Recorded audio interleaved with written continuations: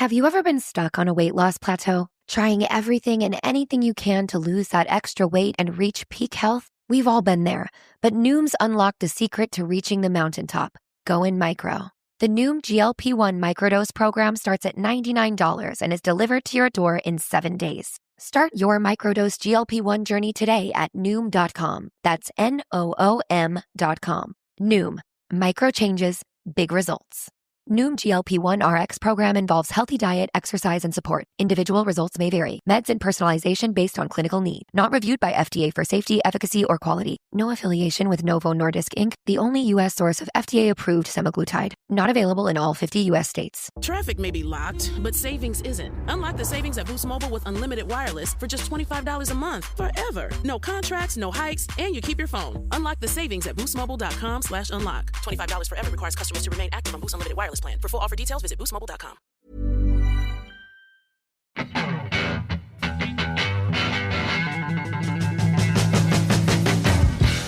Welcome to the Neurodivergent Experience podcast, a podcast where we share the lived experiences of neurodivergent people to help create a better understanding for our community.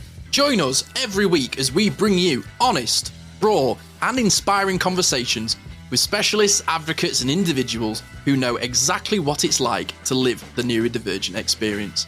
I'm Jordan James, a neurodivergent specialist, father of neurodivergent children, husband to a neurodivergent wife, and author of The Autistic Experience, and I'm joined by my best friend. I'm Simon Scott. I'm an autistic ADHD broadcaster, actor, and advocate. Join us as we journey into unravelling the neurodivergent experience. Hello, everybody. Scotty. Hello. We have a guest. Hello. Welcome. We have a guest. Hello. We got Sophie. Sophie, my daughter, Sophie, who's back just with in a case brand new anyone rap. doesn't know. It's so- Yes. Yep. A very ill Sophie. Yeah, she's got a Very spot ill. of plague. Yeah. Good timing. Yeah. I was like, do you want to do this podcast? And she was like, meh. And then I told her the subject and she's like, you son of a bitch. I'm in. God damn it, I'm in. Just I'm when I'm out, in. I'm back in. Yeah, cool. It's a last job before retirement. I can't wait to sit on the beach with Martha one more time. Just one more podcast. I'm obsessed with Reddit stories. Even though I don't actually have Reddit, but I'm obsessed with Reddit stories. But you're ruining the subject. Oh, we haven't even sorry. got onto that bit. Sorry. Surprise, My we're bad. doing Reddit stories. Yes. Well, let me announce it in the way that I was going to. Okay, we'll start again. This is your last time, Sophie. I've decided. Yeah. So we did a Reddit story last week. It inspired our episode, and Sophie and I are really into listening to Reddit podcasts like Smosh Reads Reddit and Two Hot Takes, which is a great show with a girl called Morgan, who is autistic ADHD, and she invites loads of wonderful guests, and it's really, really fun.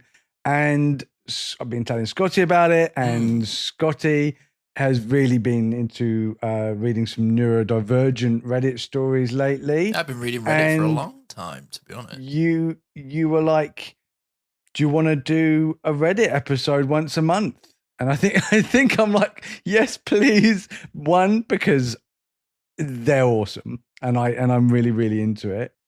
And two, I think we're kind of running out of things, and I think this keeps it fresh. Yeah, it does keep it fresh because we can only talk about our experiences so much, and the well isn't deep. You know, we've talked about a lot of things with neurodivergence, but we keep going over masking and PDA and stimming and things like that. And this is a lived experience podcast, so it's about time that we heard from other lived experiences, and Reddit is a great place for that. And It is. getting guests is hard.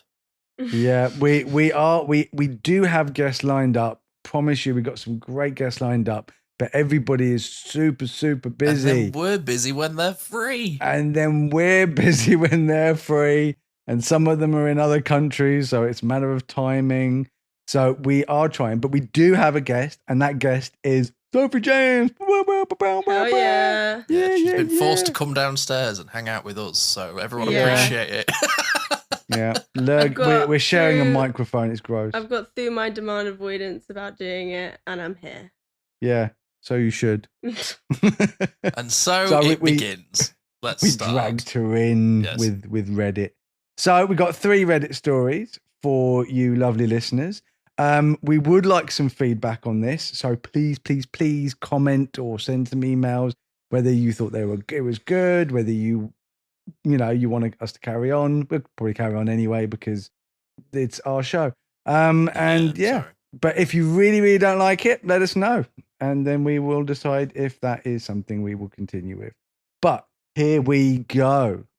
So, Reddit story number 1. Yeah.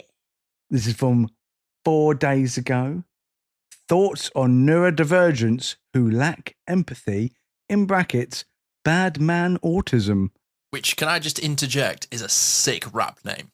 Bad man autism. Bad man He's a autism. bad man with autism. Badmantism. Oh, come on. Just makes me think of Ali G when he's doing the helicopter sound effects with his. Anyway, The OP, that's the original poster, says, I'm autistic ADHD and have built a career as a 6-figure career nanny. get your bag, girl. Yeah, specifically for neurodivergent kiddos. The thing is, I started getting some very high-profile clients, like billionaires with private jets. Most of the kids usually have parents who are neurodivergent. Shocking. I learned that a lot of successful people are neurodivergent who learn to use their think outside the box skills to get way ahead in life, but also kind of exploit people and cheat the system. My problem is, in brackets, while I love the kids, kids are kids no matter who their parents are. Working in these VIP estates, I've seen a lot. My very neurodivergent and very successful bosses have treated me really poorly over the years. Overall, they seem to lack their ability to access empathy a lot of the time, or chose not to use it a lot of the time. They don't connect with their kids and kind of treat them like pets, and that's why they have nannies around the clock. Other things like getting away with not paying taxes and a lot of shady stuff. While they're often amazing at performative charisma, they make choices that benefit themselves at the expense of others. I'm hyper empathetic and I know a lot of neurodivergents are good people, but lately I don't want to disclose my diagnosis to anyone because I know so many horrible people with the same, in brackets, profile or neurotype as me. I'm in the United States, and with everything going on, I don't want to be associated with people like Elon Musk.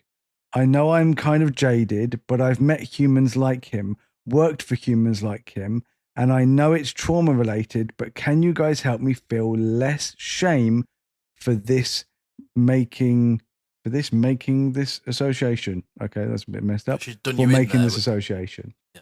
Okay. Interesting. Interesting. Very, very interesting. Sophie, thoughts? Scotty, thoughts? That wasn't the sound of a door opening. It was Sophie stroking her chin, thinking of what to say. This for me made me think of whenever you see those TV shows where it's like, I work 80 hours a week. You need to step up those numbers, man. Like, you know, when you meet those like CEO characters in all the TV shows and they're working like 20 hours a day and they're ruthless and cutthroat and doing the deals, and like people be like, you screwed me. Well, you screwed me first, man. Like all of that sort of business. And then they go, oh yeah, I've got 3 kids.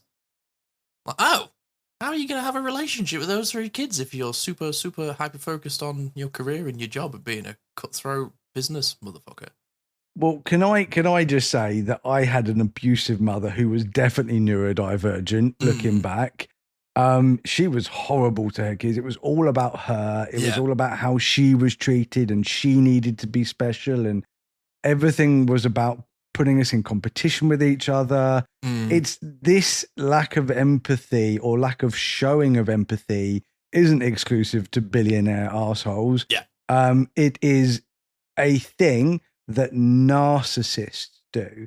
And being a narcissist is a type of neurodivergence in itself. And I think it's something that if you surround yourself with narcissists, or you look up to narcissists and see things like, oh, I should be like that, or that's just how you're brought up, we are susceptible to just influence, being easily influenced. We did a whole episode on that. So I'm not against thinking that a lot of these people are very easily influenced by their surroundings, and they've had to be like that because business, this is why I don't like the idea of being a businessman. If you want to be successful at business, you have to be a bit of a shit. You've got to be a killer. You have to be a shit. And the more of a shit you are, the more successful. And I also think it's possible that they are possibly psychopaths, and they have a shrunken amygdala, which is what is synonymous with being a psychopath. A psychopath does not mean killer. That is a different thing. It just means that you actually have the ability to turn your empathy off. So I think that's maybe the case here. Sophie, what do you think? Yeah, I think it comes down to, how you've been raised, who you've been around, tunnel vision. And I think, like you said, Scotty, hyper focus on the goal, and you will, even like when we get hyper focused on our special interest, it doesn't, like, whoever gets in the way is like, punched out. We need to get to the end of the tunnel. Like, we need to see it out, and sometimes we become very unaware of how that makes other people around us feel. And I would even say that I'm a very highly empathetic person, but when I am highly fixated on something, just sometimes people don't exist. And that is actually a really good point. I could be snappy and I can be rude. And if I actually came out of my hyperfocus, I'd realize, I'm being awful right now. But it's that detachment. It just gets, completely detached when I'm hyper-focused. And if someone is obviously hyper-fixated on their business succeeding or making the most money, and people can be very, very money-orientated, that can become a special interest, almost like a game. Like, how much money could I possibly make? Yeah. Watching the numbers go up is a stim for some people, I imagine. Looking at your bank account and seeing that decimal point move to the left is such a stim, I imagine. I don't think OP should be feeling guilty. No. Because at the end of the day, what their job is to bring up those kids. Now, she's literally said that they're like pets to these people, but that is not the child's fault. Trust me. So the best thing is, again, with those kids being very easily influenced, make sure those kids don't end up like that, because those kids will be mega rich. Those kids will never want for anything. They will never want for anything, which is a dangerous situation to be in when you're a child, because you don't learn how to work properly.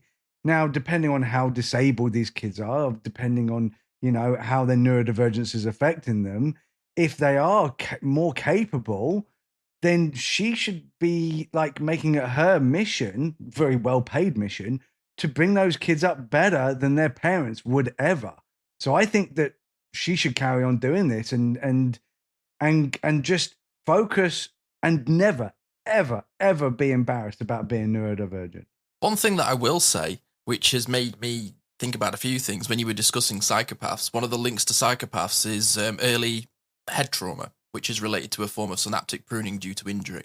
And it's something that does co-occur with a lot of people that are diagnosed as psychopaths. But also on top of that as well, I have known neurodivergent people who don't necessarily mask, but their egos are outrageous. Like, outrageous. And why are you calling me out on the podcast? I'm not you specifically, but I have met people that have an ego to the point of they almost refer to themselves in the third person. And Jordan does not know what you're talking about. Jordan does not like these accusations. Jordan does not like this one bit. But you know what I mean, right? If you imagine a psychopathic behavior with a lower empathy due to a shrunken amygdala, take into the account the mask that is seared onto the ego, plus hyperfocus, plus monotropic, like, tunnel vision.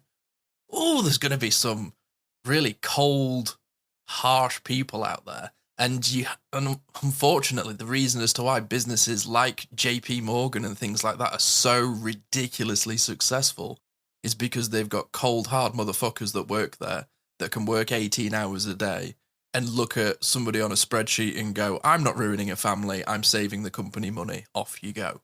And that's what is required. They probably normalize it. Yeah. They probably normalize it to each other, and they just like feed into each other's, terrible we've all heard it. And they go, oh, it's not personal, it's just business. Yeah, it's the Patrick Bateman raising kids is what I'm thinking of. Yeah. And you're just like, oh, yeah.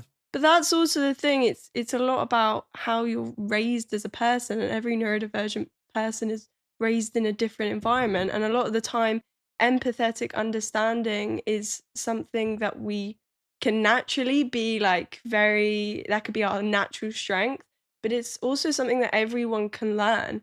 And if someone isn't actually taught empathetic understanding, or, they maybe are emotionally not naturally very intelligent in that manner, and that's not your environment, then you can be really like dissociated from even trying to put yourself into other people's shoes. Very good point. Yeah. Well, yeah, very interesting Reddit story, that one. Well, is the top comment is quite interesting. Someone saying basically, I am personally someone that is on the spectrum and in business, and also work with a lot of well-known companies and oftentimes important people. I think one of the reasons that a lot of neurodivergent or even neurotypical people can come over in their personal social life as non-empathetic or too blunt is because in business, you either eat or get eaten. I think a lot of people kind of forget that when you're in business for like 40 hours a week, it really, really has an effect on the way that you see the world and the way you empathize and socialize. Like, for example, I myself am a pretty empathetic person, but at a certain point, you just have to turn it off. That is exactly what we were saying. It's sometimes it's not that they're not empathetic, it's the fact that they have to switch it off, because if they are too empathetic, you won't be successful, unfortunately. Like they say, nice guys finish last. Well, that's not necessarily true in life, but that is often true in business. Yes. Very true. Which is very, just sad, isn't it? It is sad. sad. We're literally watching that on The Apprentice at the moment. It's like they're like upscaling the value of their products like to a crazy amount, even though they're not worth that at all, and it's they're actually really terrible. But it's like basically about manipulating someone else into them thinking that this is worth a lot more money, so then you can get a lot more money. Yeah, something's worth the value that you set it at. Yeah, there was one scene where the guy, Alan Sugar's like, well, why didn't you push them to get a higher price? And the guy was like, well, I don't know. I felt like I might have insulted them or upset them. And he literally went, it's business. Insulting and upsetting is part of that. Like, you shouldn't feel embarrassed. And you shouldn't feel embarrassed. And I'm like, oh, I would be really shit on The Apprentice. Yeah, I vividly remember when I was taught pitching at university to ask for twice as much money as you need. I'm happy to negotiate, but there's also that part of me that's like, but I don't want to be an arsehole. No, they go, okay, you need 15k to get your show made, ask for 30, because then you can haggle down to 20. And things like that. There's like all of this, like, I need 15. Yeah, but then but if you ask for 15, you'll only get 5. Yeah, oh no, I know how to haggle, trust me. But it's there is that point of just like, oh, I don't want to upset anyone. Well, anyway, let's have a break and then we can get on to the next one. Big news! Boost Mobile is now sending experts nationwide to deliver and set up customers' new phones at home or work. Wait, we're going on tour? Not a tour. We're delivering and setting up customers' phones so it's easier to upgrade. Let's get in the tour bus and hit the road. No, not a tour bus. It's a regular car we use to deliver and set up customers' phones at home or work. Are you a groupie on this tour? We deliver and set up phones. It's not a tour. Oh, you're definitely a groupie. Introducing Store to Door. Switch and get a new device with expert setup and delivery wherever you're at. Delivery available for select devices purchased at boostmobile.com. Have you ever been stuck on a weight loss plateau? Trying everything and anything you can to lose that extra weight and reach peak health? We've all been there, but Noom's unlocked the secret to reaching the mountaintop. Go in micro. The Noom GLP-1 microdose program starts at $99 and is delivered to your door in 7 days. Start your microdose GLP-1 journey today at Noom.com. That's Noom.com. Noom. Micro changes, big results. Noom GLP-1 RX program involves healthy diet, exercise, and support. Individual results may vary. Meds and personalization based on clinical need. Not reviewed by FDA for safety, efficacy, or quality. No affiliation with Novo Nordisk Inc., the only U.S. source of FDA-approved semaglutide. Not available in all 50 U.S. states.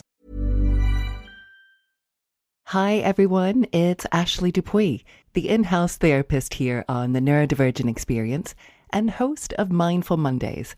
And if you've been listening to these podcasts and thinking, gosh, I'd love to explore this work more deeply, I wanted to let you know about a special final opportunity to work with me one-to-one.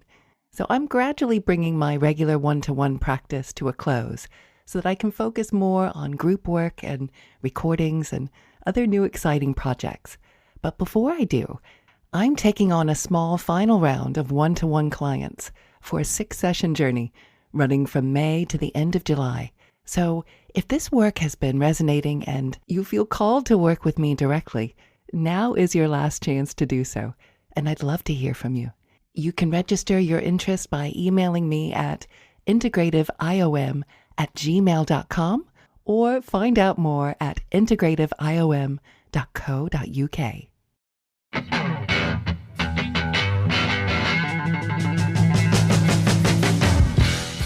Welcome back to the Neurodivergent Experience. We've got Sophie James with us this week, and we've been discussing Reddit stories, and we are about to start with our second one. Okay, here's the next story.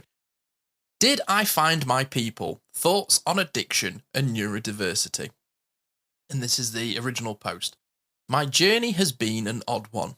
I have spent the last 24 hours scrolling and reading, and on rare occasion commenting.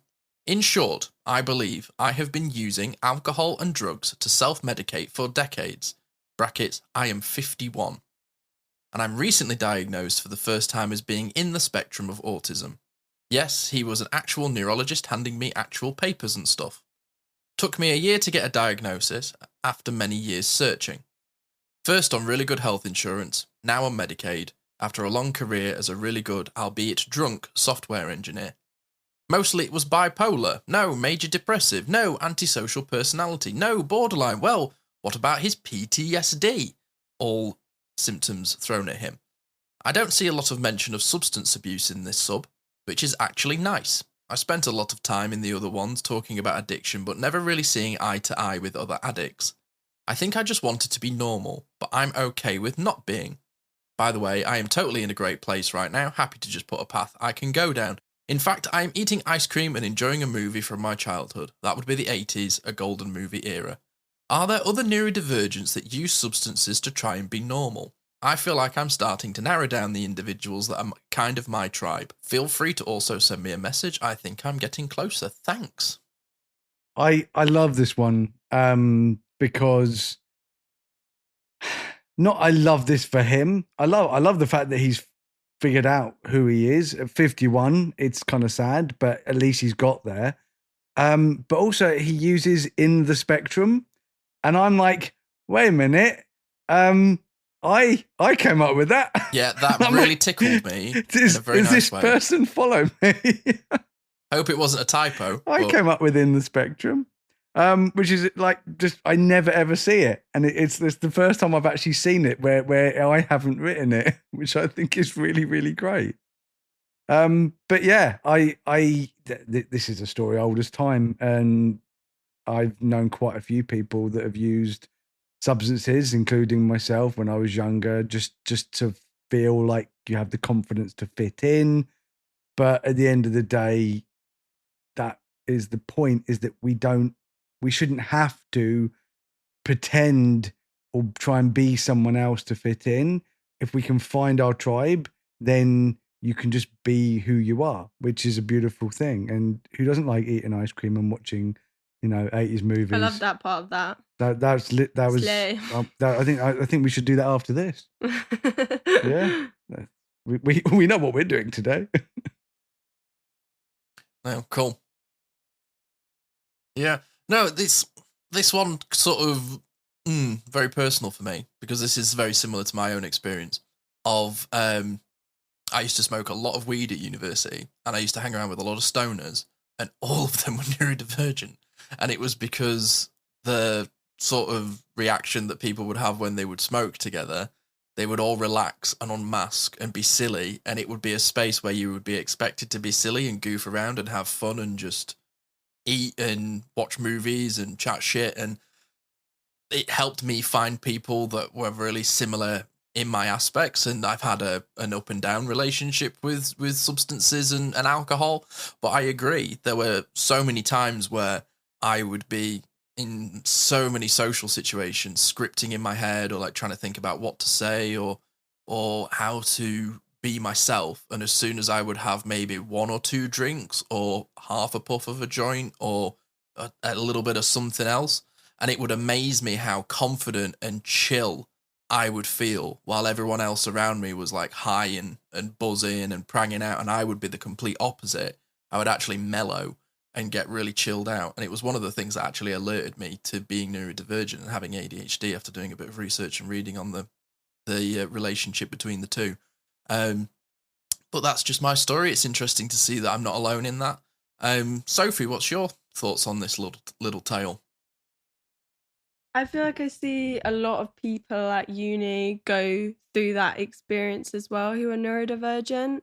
And I think especially for those that maybe struggle translating their thoughts into, sentences and words, and need more time to process and articulate their words. Alexithymia. Yeah, I think that's when people can almost turn to alcohol, because like you said, it allows you to switch off that anxiety, that worry, even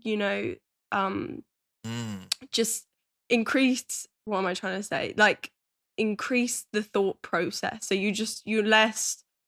there's less time spent thinking about what you're about to say. You can just say it quicker. Well, that's one of the things that I found interesting with the understanding neurodivergence and alcohol and substances in general is marijuana and alcohol slows the nerve reaction within your brain. It slows that A to B, B to A process, which if you're somebody who's like me, who has a freaking combustion engine of a brain, one of the things that I was constantly looking for in my early 20s was trying to slow my brain down. It was too intense. So it makes so much sense to me that neurodivergent people would fall into these crowds, and especially because my special interest was in music and film and arts and creativity, and a lot of people that you hang around with in those spaces are bohemian. They're all smoking cigarettes, they're all drinking shit wine, they're all smoking joints, and they're taking magic mushrooms and all of this sort of stuff. And it's a place where I used to find, if you were like me at university and you were in a kitchen at 4 a.m. listening to birds starting to chirp and the day was starting, the amount of info dumping that takes place in those spaces where somebody just takes over a room for an hour and just rants used to be a very, very common thing that I used to experience. And looking back on it now with the knowledge that I have with looking through a neurodivergent lens, all of these spaces that I used to find myself were in people that used to struggle to sleep, used to struggle to process their thoughts, couldn't really communicate unless they'd had a drink. And it's healthy in a certain aspect, but as soon as that line gets crossed, that's when like the dysregulation, the lack of a sense of danger or consequences can make it really dangerous. So even though I'm saying, yeah, there are places that I found myself, I found my tribe in those spaces in my early 20s, it didn't have the most healthy relationship and environment for me all the time. Like, there were times where I definitely crossed a line and took it way too far. I'm not telling anybody what they should and shouldn't do. You like go and have your fun, figure shit out. But also, like, if you're drinking to feel normal and then suddenly you're drinking every day to feel normal, like I was doing, you become reliant that's on dangerous. that substance that's dangerous. To feel a certain way that you want to be. Whereas actually there is a problem in that, and the problem comes from shame and not accepting who you are and how you communicate and how you process the world. And even if you do that at maybe a slower pace, or if you do that in an alternative way, I think that's it's shame that destroys people's confidence. Shame in who you are. That's a really good thing to bring up, Sophie, because I would have shame in how I would communicate or stim or just exist being myself. And then as soon as I'd have like 2 beers, I'd be like, he's a cool guy. I'm having a great time. I'm all loosey-goosey, baby, loosey-goosey. Yeah, maybe alcohol makes you love yourself. Yeah, and then as soon as you hit the 5th beer, that's when the anxiety comes back in and you're like, oh, everybody's watching me, and oh, I need to think about what I'm saying, and oh, I'm upsetting people now, and there's like a magic spot that you find yourself in, and as soon as you go past that, it gets worse. But one thing I will mention as somebody who used to drink and use substances a lot to feel normal, and I can say I'm not there now, the hangover and the come down or whatever on whatever you've taken or whatever you've been drinking will make you feel so fucking awful. And the shame that you'll feel in that hangover, and 9 times out of 10 people will tell you, hair of the dog, the way to get rid of a hangover is to just keep drinking.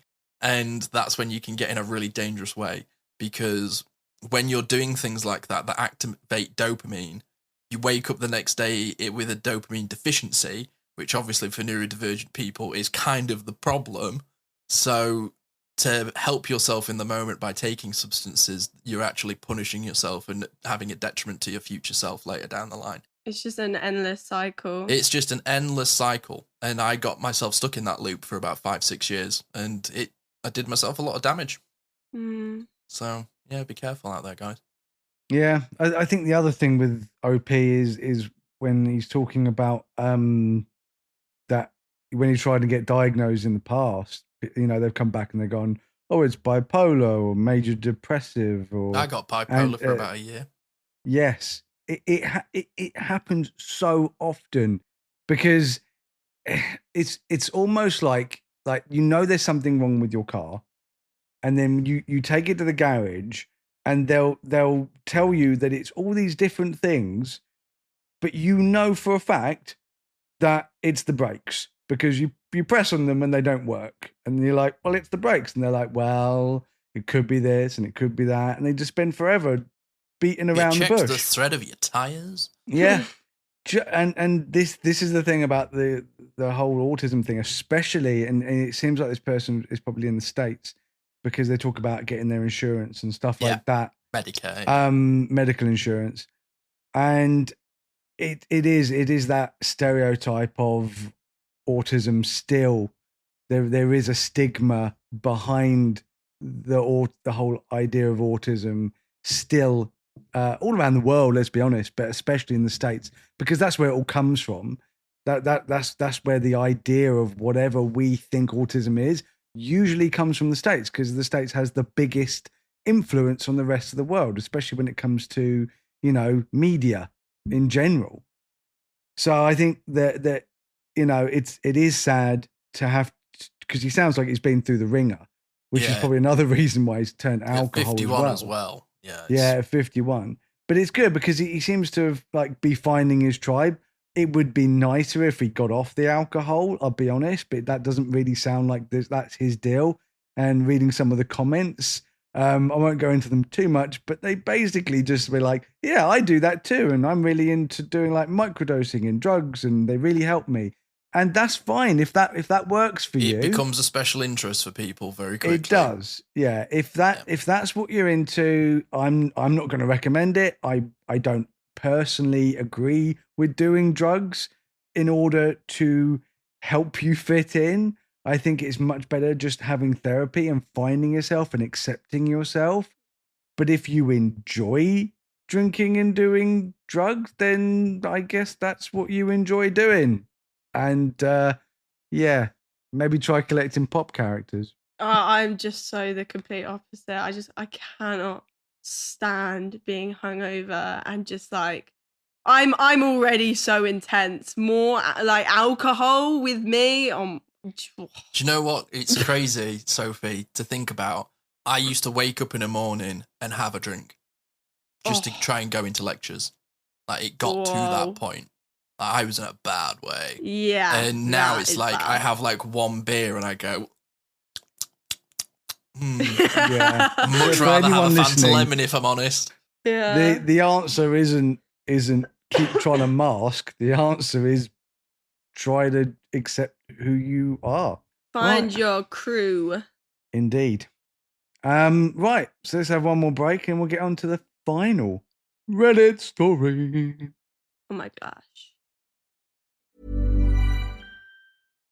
Have you ever been stuck on a weight loss plateau, trying everything and anything you can to lose that extra weight and reach peak health? We've all been there, but Noom's unlocked the secret to reaching the mountaintop. Go in micro. The Noom GLP-1 microdose program starts at $99 and is delivered to your door in 7 days. Start your microdose GLP-1 journey today at Noom.com. That's Noom.com. Noom. Micro changes, big results. Noom GLP-1 RX program involves healthy diet, exercise, and support. Individual results may vary. Meds and personalization based on clinical need. Not reviewed by FDA for safety, efficacy, or quality. No affiliation with Novo Nordisk Inc., the only U.S. source of FDA-approved semaglutide. Not available in all 50 U.S. states. The scouting report's in. Unlock the savings at Boost Mobile. Get unlimited wireless for $25 a month forever and keep your phone. It's a veteran move. Unlock the savings at boostmobile.com/unlock. $25 forever. Requires customers to remain active on Boost Mobile Unlimited Wireless Plan. For full offer details, visit boostmobile.com.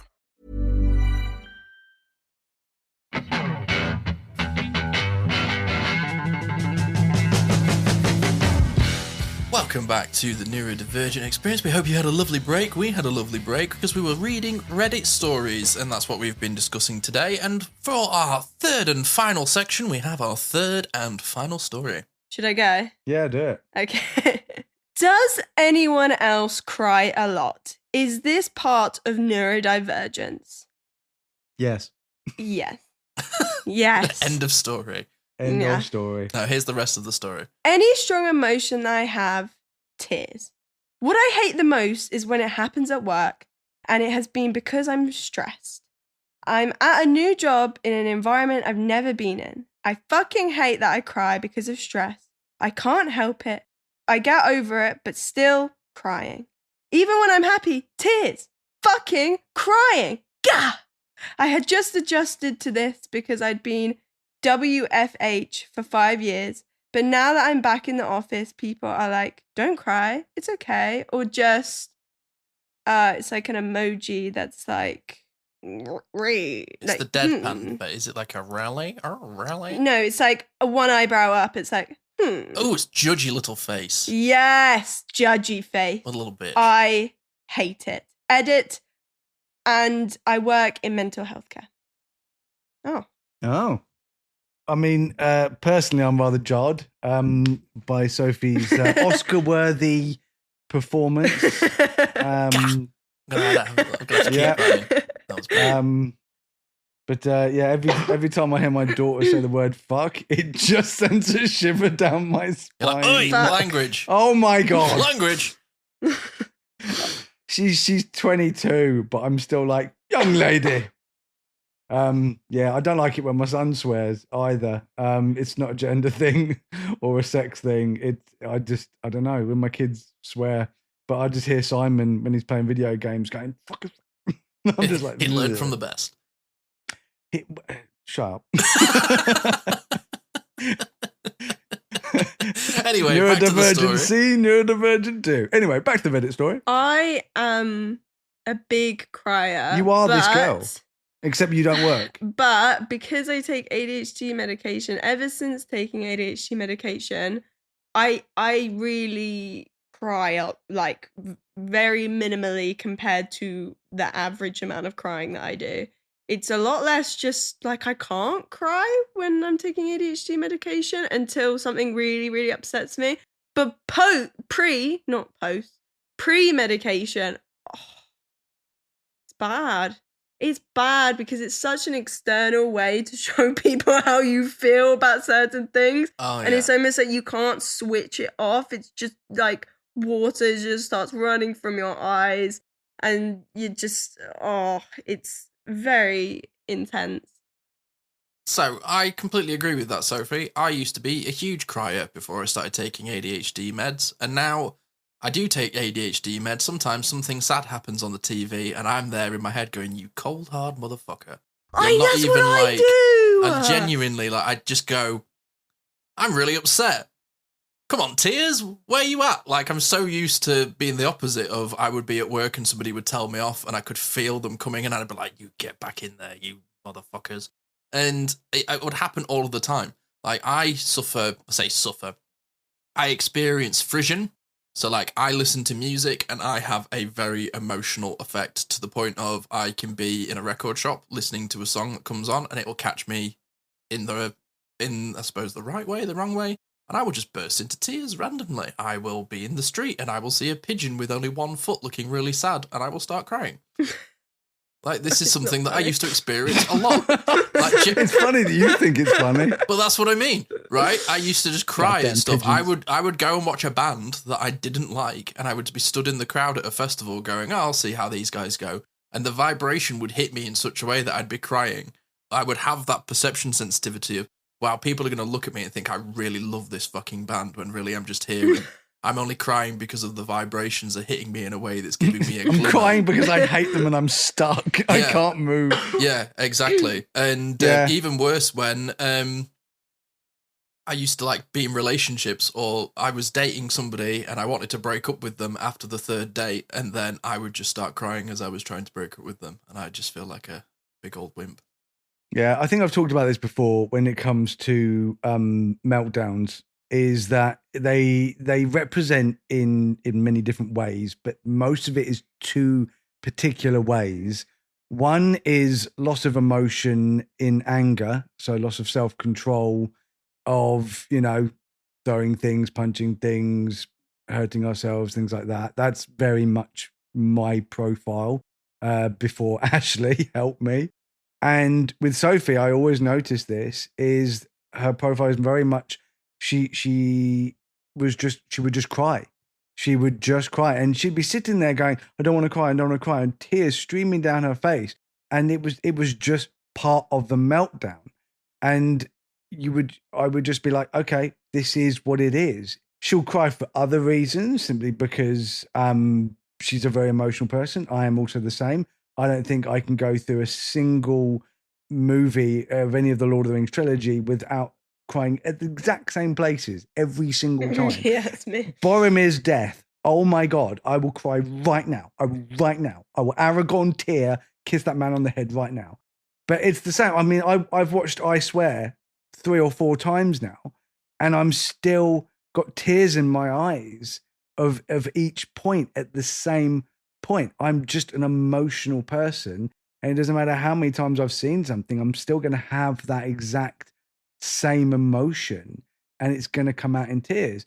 But I'm not a tears meltdown person unless I hold back my anger and I go, okay, I'm not going to lose my temper. I'm not going to get angry. I'm not going to let that anger out. And then all of a sudden, then I'm crying. So I think it's very common, very common. It's like, does anyone else cry a lot? Is this part of neurodivergence? Absolutely. And it's mostly part of meltdowns, which if you haven't worked for a while and you're now going into work, well, duh, you're going to have a meltdown. It's a working environment. It's a very difficult environment to just walk into. Or sometimes I feel like it can almost like be us subconsciously like completing our stress cycle of like something's really, stressed us out, whether that was someone's tone or someone reacting to us or a situation.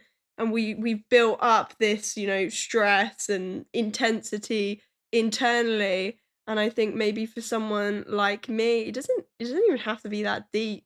And I mean like pre-medication, but it didn't have to be that deep, but it would just like tears would just start rolling from my eyes. And I feel like it was almost my way of completing my stress cycle, because I always feel better really after a cry. Like I really do feel better after I cry a lot of the time.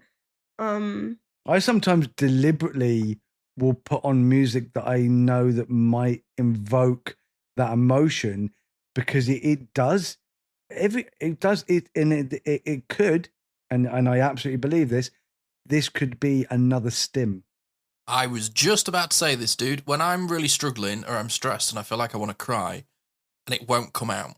Like, I have had so many experiences with Caris recently where things have changed. Like, she really struggles with transition. And I will just say to her, oh, I don't think we can do that tomorrow. And she'll just start crying. She's like, I'm not upset, but it's just coming. This is just how my body's processing it. I'm like, yeah, that's cool. But for me, I sometimes really struggle to get tears out, especially now I'm taking the ADHD medication. I will put the same song on every single time. Outro by M83 always makes me cry. So I'm just like, right, go on, let's get it out. Let's get that energy out of my body and release it. And it's funny how post ADHD medication, I now have to help myself with that release to force it. Whereas with pre-medication, I couldn't stop it to the point of it felt disabling. And I'm like, it's so funny how obviously people talk about ADHD medication. I don't think it should just be for ADHD. I think it should be for our neurotype in general. But they always go about the focusing thing. They never talk about the emotional regulation thing. And well, we do. Well, we do. We are that's bloody doctors, and we know it. That's literally I would say the prime reason I take medication. It's not for focus. Not for me personally. It is just for emotional regulation and being able to see things in the moment more objectively, because I almost have a little bit more time in my brain to think things through, whereas I feel like without medication I'm so fast paced, I'm so on it, I'm so just taking it at face value, and it could just be very speedy and intense, whereas that ADHD medication just gives me a little bit more time internally to process what's going on. But literally I watched the I Swear movie, and I spoke to Mama afterwards, and she went, did you cry? And I actually went, no. And she was like, what? That's so odd. And I was like, it's the medication. I don't know. I felt it internally. And so I completely get what you mean, is I have certain songs that I put on because now I'm almost got to a point where I'm like, I need to cry. I need to have a good cry. This is part of who I am, and this is how sometimes I process things, and I feel like I've processed it, but and sometimes I just need to cry in order to do that. It resolves that processing feeling for me. It's like last week I had a super busy week with work. I had like 10 episodes of a podcast I recorded and edited, and absolute loony behaviour from me. But I really needed to cry, and it wouldn't come out. So I put the last 10 minutes of Saving Private Ryan on YouTube, and I absolutely blubbed my arse off to it. And I was just like, oh God, I needed that, because I knew it'd make me cry. So I stick on the beginning of Up and the end of Toy Story 3. You psychopath. That's me, Dan. The beginning of Up, end of Toy Story 3, and I'm just blubbering like a newborn. I just want to read the beginning of the top comment, not because it's useful, but simply because this is beautiful. This is beautiful. Right? Somebody writing, this is from 7 hours ago. I'm loving this. For full disclosure, I am this is spelled so badly, I can't even say it. I am neurodivergent because I have dyslexia. So they've obviously swapped the G and the F around. So it's neurodivergent. So my dyslexia makes me not be able to read it. And then they said, because I have dyslexia. But then they go on to say, but my brother is autistic, my uncle was autistic, and I wonder if my dad was autistic and I act like my dad. Like, I think because you're also who's going to tell him? This is the same brain, people. Who's going to tell him? I literally have a tear in my eye from laughter of just the fact that neurodivergent, it's spelt wrong. And then they say, because I have dyslexia. And it's definitely not deliberate. It's definitely because I know. But we can laugh about it because we've got dyslexia. It's friendly. I can't even. My dyslexia is so bad. I can't even read. I'm looking at it. I'm like that. I don't. I know that word, but because it's got an F instead of a G, somehow my brain goes. Meh. Yeah. And it just literally like do a horse noise. And I cannot figure that word out. But I just thought it's neurodivergent. I'm still struggling. Neurodivergent. Anyway. I love it. I think that's beautiful. I love that. I love that. Anyway, this has been a lot of fun. I've loved it. Yeah, it also helps. It also helps us find ideas better because It's nice hearing other people's stories and talking about them instead of bringing up our own and repeating them all the time. Well, if anybody listening has their own Reddit style story, please send them to us. Either put them in a comment section if you feel comfortable sharing it, or send us an email. And yeah, we can read out your Reddit story if you like. Obviously, don't send it if you don't want it read out on the air. But yeah, we would love to hear from you, our audience, and give your neurodivergent experiences out to the world, and then you can be part of the show and help other people love and know themselves better. Now, Sophie, tell us what you're up to lately. I've been sick. No, not that. I'm not going to edit any of your coughs out. I think people know each other. Tomorrow. Not that bit. Oh, the tism. Try not to take it literally.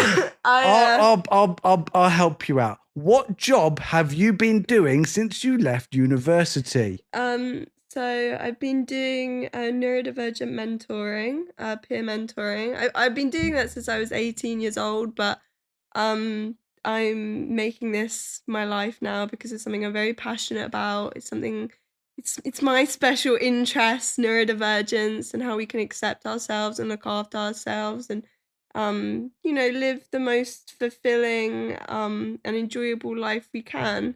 And I think sometimes that just comes best when you've spoken to someone who has the same neurotype as you and maybe has shared experiences and way of thinking.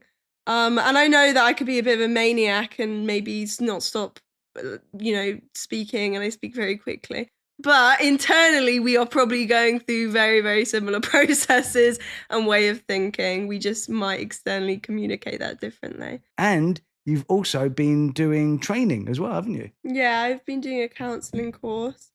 And I'm also working a little bit at a nursery. So having real life experience with, lots of different children with different neurotypes, and they're so funny.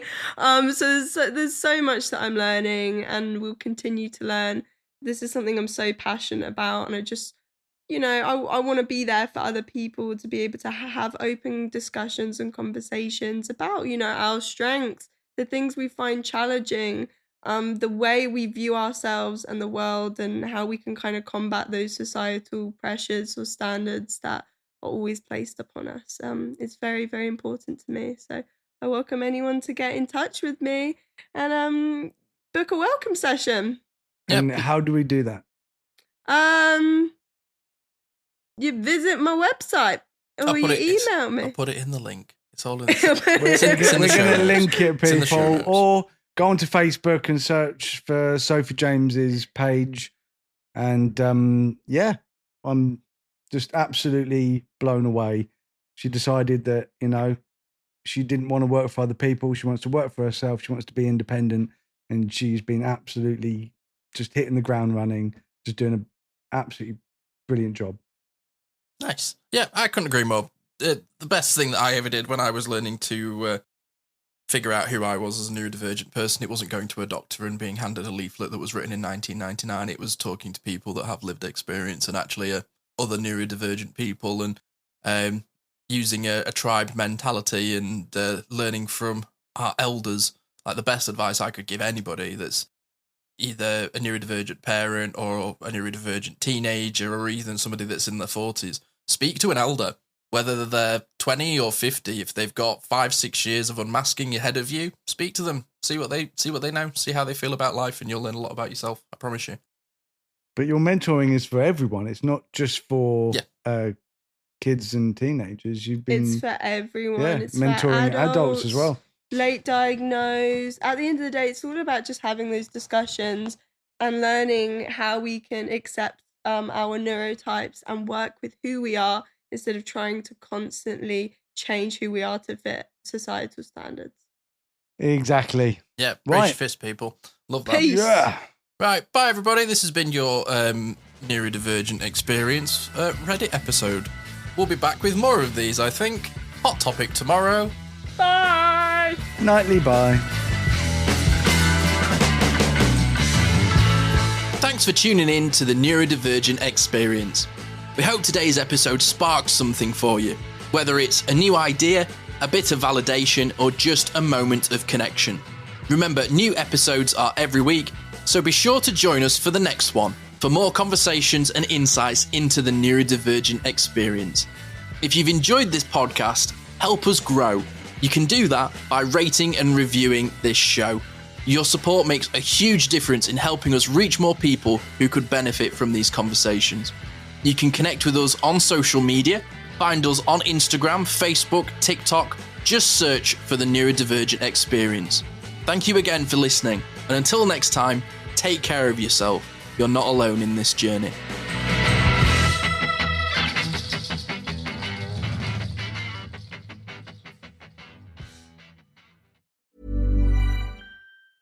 Big news! Boost Mobile is now sending experts nationwide to deliver and set up customers' new phones at home or work. Wait, we're going on tour? Not a tour. We're delivering and setting up customers' phones so it's easier to upgrade. Let's get in the tour bus and hit the road. No, not a tour bus. It's a regular car we use to deliver and set up customers' phones at home or work. Are you a groupie on this tour? We deliver and set up phones. It's not a tour. Oh, you're definitely a groupie. Introducing Store to Door. Switch and get a new device with expert setup and delivery wherever you're at. Delivery available for select devices purchased at boostmobile.com.